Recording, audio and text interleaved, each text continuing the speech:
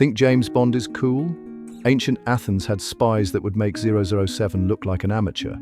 From Olympic athletes running secret missions to priestesses gathering intel in temples, we're about to uncover history's wildest espionage stories. Forget modern spy gadgets. Athens had something way scarier up its sleeve, the Krypteia. These weren't your typical spies in fancy suits. They were masters of stealth who could blend into any crowd, from busy marketplaces to religious festivals. Think of them as ancient ninjas, but with a Greek twist. They'd pose as merchants, travelers, or even religious pilgrims to gather intel. But here's the wild part. Some of them were Olympic athletes. Yeah, you heard that right. Athens figured out that athletes could travel between city-states without raising suspicion. I mean, who's going to question a famous runner showing up for a competition? Pure genius. The Spartans never saw it coming, and that's exactly what made the Krypteia so effective. Here's where things get really wild. Athens had this brilliant idea. Olympic athletes made perfect spies. Think about it. These guys were celebrities who could travel anywhere without questions. "Oh, just here for training," they'd say, while secretly mapping out enemy defenses. The star athlete turned spy was Ergoteles of Himera. This guy won multiple Olympic crowns in long-distance running, but his real marathon was gathering military secrets. He'd chat up local athletes, attend fancy parties, and report everything back to Athens. My favorite part? He once smuggled vital intelligence about Spartan troop movements in his victor's wreath. The Spartans were literally crowning their own doom. Talk about hiding in plain sight. Ready for some ancient spy tech that would make Q Branch jealous? Greek spies had some seriously clever tricks. They used hollow rings filled with deadly poison, way before Romeo and Juliet made it famous. But my favorite has to be their message system. They'd shave a messenger's head, tattoo the secret message right on the scalp, wait for the hair to grow back, and send them on their way. Talk about a long-term commitment to secrecy. They also used something called a sigil, basically a wooden stick that turned ordinary-looking letters into coded messages. Only someone with the exact same size stick could read it. And get this, they even trained birds to carry messages between cities. These weren't just any pigeons, they were the ancient world's version of encrypted text messages. Okay, this is hands down my favorite spy story ever.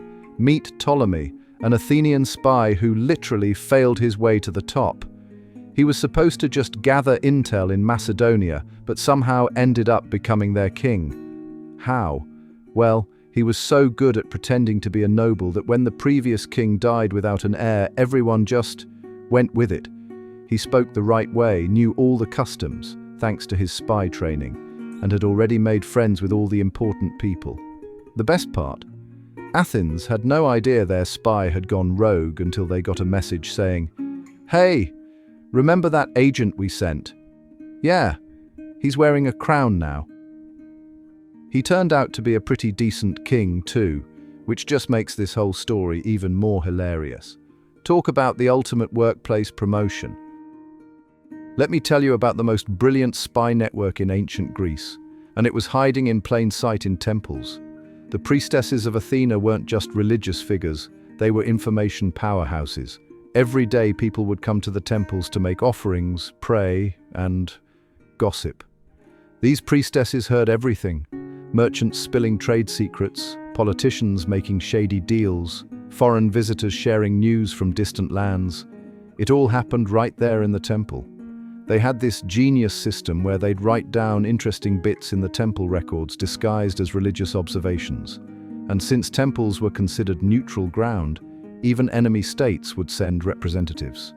The priestesses were especially good at getting people to talk by offering divine guidance, basically ancient therapy sessions that doubled as intelligence gathering. Pretty sneaky, right? Here's a genius move by Athens. They turned regular merchants into their eyes and ears across the Mediterranean.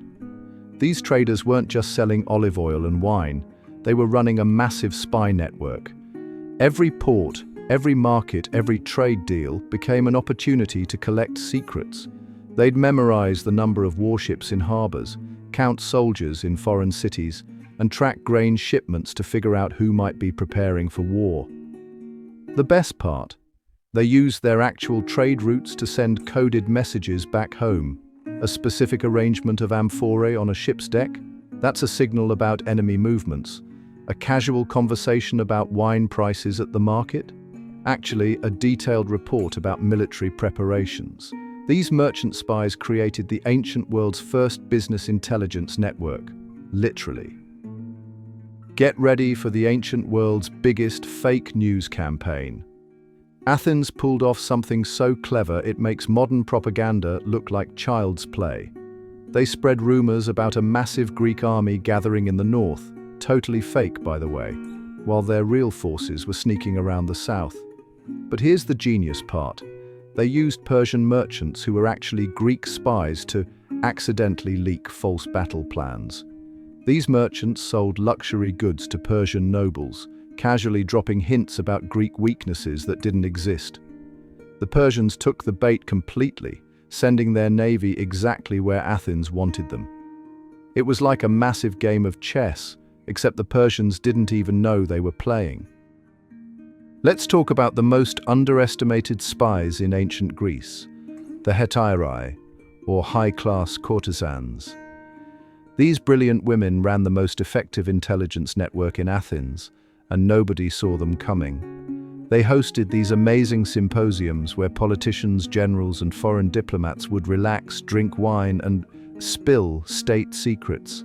The most famous was Aspasia, who basically ran Athens' foreign policy from her salon. She gathered more military intel over wine and poetry than most spies did in their entire careers.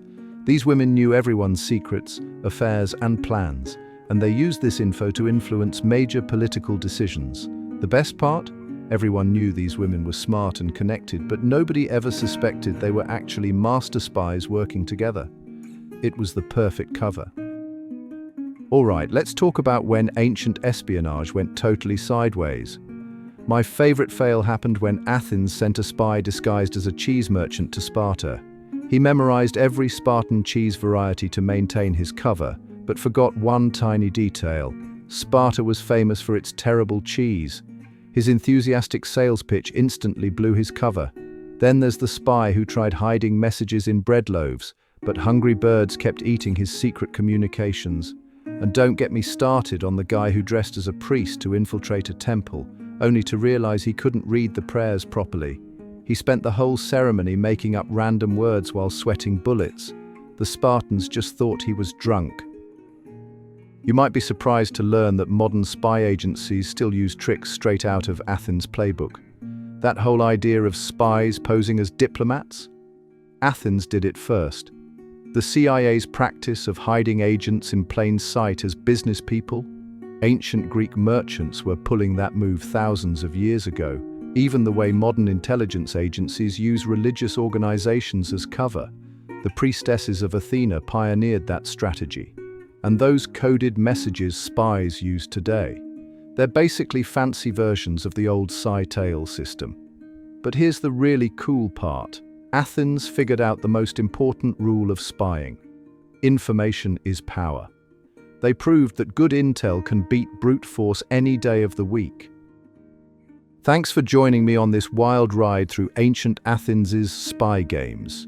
If you loved learning these mind-blowing secrets, smash that like button and subscribe for more hidden history. Share with your friends. They'll never look at ancient Greece the same way again.